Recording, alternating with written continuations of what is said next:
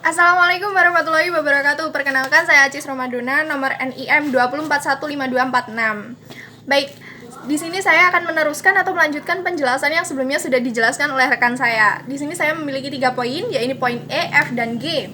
Di mana poin E menjelaskan tentang pergeseran kurva permintaan faktor produksi, yaitu faktor yang menggeser kurva permintaan produsen ke atas faktor-faktor produksi. Terdapat 2 poin, yaitu perubahan permintaan ke atas barang yang diproduksinya dan perubahan harga dari faktor produksi lain yang digunakan. Dilanjutkan poin F, yaitu di sini poin F memiliki 4 poin. Jadi di dalamnya ada 4 poin, teman-teman. Nah, poin F menjelaskan tentang elastisitas permintaan faktor produksi. Nah, di sini ada 4 poin, yaitu yang pertama, perubahan harga faktor produksi akan menimbulkan akibat yang berlainan ke atas perubahan jumlah berbagai faktor produksi yang digunakan. Oh iya, teman-teman, sebelumnya saya mohon maaf karena di sini saya sedikit membaca catatan karena ada beberapa hal yang harus disebutkan dengan benar. Baik, dilanjutkan yang tadi. Di sini contohnya elastisitas permintaan dari barang yang dihasilkan. Kemudian dilanjutkan poin B atau poin kedua. Makin besar elastisitas permintaan ke atas barang yang dihasilkan, makin besar pula elastisitas barang permintaan ke atas faktor produksi. Contohnya, perbandingan antara ongkos yang dibayar kepada faktor produksi dengan ongkos total. Kemudian poin ketiga, di sini makin besar bagian dari ongkos produksi total yang dibayarkan kepada suatu faktor produksi, makin lebih elastis permintaan faktor produksi tersebut. Contohnya, tingkat penggantian di antara faktor produksi.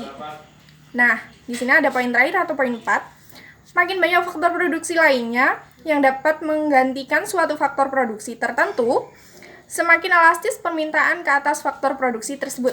Contohnya, tingkat penurunan produksi fisik marginal atau biasanya disebut atau disingkat dengan MPP. Baik, teman-teman, ada poin terakhir, yaitu poin G, yang menjelaskan tentang penentuan penggunaan optimum ke atas faktor produksi. Nah, di sini ada 2 poin.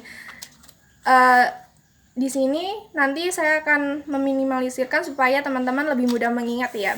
Jadi poin pertama dari poin G adalah gabungan faktor produksi yang meminimkan biaya. Jadi poin pertama membahas tentang meminimkan biaya.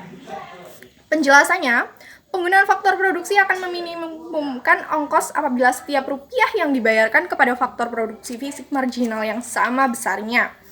Nah, produksi fisik marginal dari modal tersebut, tenaga kerja untuk setiap rupiah adalah, nah disinilah rumusnya teman-teman, ada 2 rumus. Rumus pertama, MPP per rupiah dari modal sama dengan P1 sama dengan MRP1. Kemudian rumus kedua, MPP per rupiah dari tenaga kerja sama dengan PC sama dengan MR per PC. Maaf, ralat. PC sama dengan MR PC ya teman-teman. Kemudian poin kedua tentang gabungan faktor yang memaksimumkan keuntungan. Jadi kalau poin pertama itu meminimumkan biaya, kalau poin kedua memaksimumkan keuntungan. Nah, penjelasannya, penggunaan faktor produksi akan memaksimumkan keuntungan apabila harga faktor produksi dengan penjualan marginal yang sama besarnya.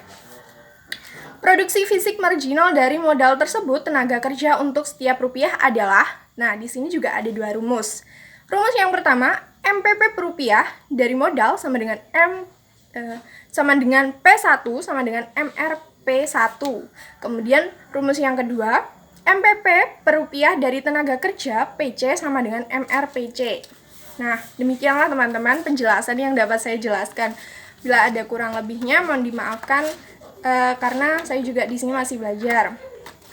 Demikian presentasi dari kelompok saya. Bila ada kurang lebihnya mohon dimaafkan.